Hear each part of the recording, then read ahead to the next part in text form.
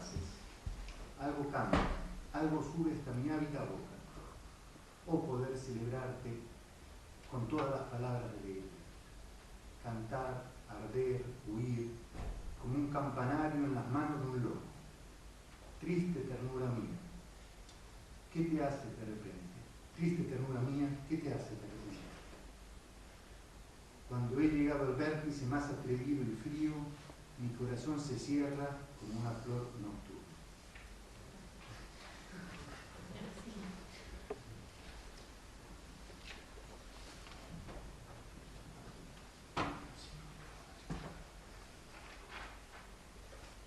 Quelque chose se meurt, s'en va mourant, comme un souffle entre les lèvres et la voix, en suspens entre le corps et la formation d'un mot,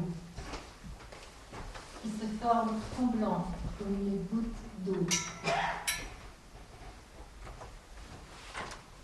Il reste à peine des gouttes tremblantes. Pourtant, quelque chose chante parmi ces paroles fugaces. Quelque chose chante, quelque chose monte vers ma bouche avide. Le souffle d'une bouche monte, chantant vers une autre bouche, vers le silence. Du poème, du baiser, Eros comme un seul corps. Je me souvenais de toi avec l'âme enserrée de cette tristesse que toi tu me connais. Et l'âme est un entre eux deux. Ton âme enserrée de cette tristesse connue de moi, de ma tristesse. Et le vent emporte ma voix veuve, mon âme née au bord de tes yeux de deuil. Dans tes yeux de deuil commence le pays du rêve. L'âme est un ressenti s'échangeant ici entre l'un et l'autre pour passer par la bouche au prononcé du poème. De ma bouche parviendra au ciel ce qui était endormi sur ton âme.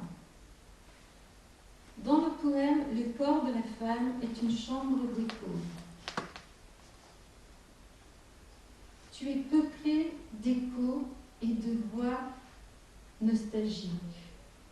On peut dire, en reprenant la phrase que j'ai citée de Pierre Perdita, que dessaisi de l'emprise de sa représentation visible, le corps est sollicité par les mots, ici, dans ce qu'il a d'informe.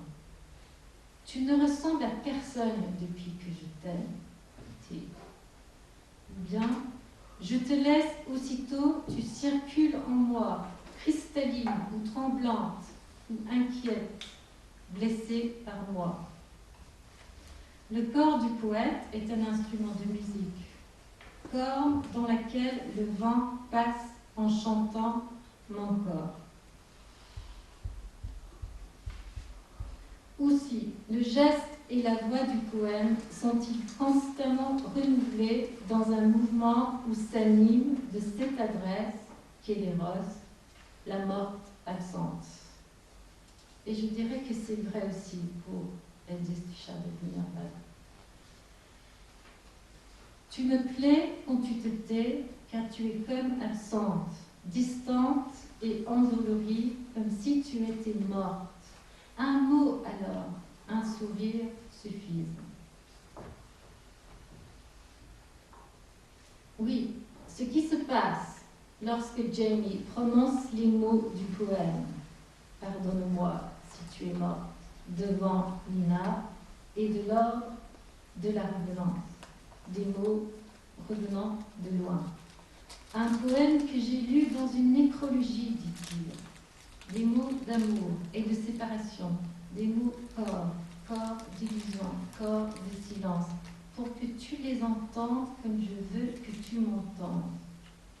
Non, l'éros ne meurt pas, il revient de loin, il hante les voix, il se traduit, il fait des traversées. Dans les mots de Neruda, il change seulement de l'air et de terre. C'est un poème écrit dans La Centaine d'amour. Mon je meurs et toi tu ne meurs pas, mon amour si tu meurs et si je ne meurs pas, mais cet amour, mon amour, n'est pas près de finir, puisqu'il ne connut pas de naissance, il ne connaîtra pas de mort. Il est comme un long fleuve qui change seulement de terre et de l'air.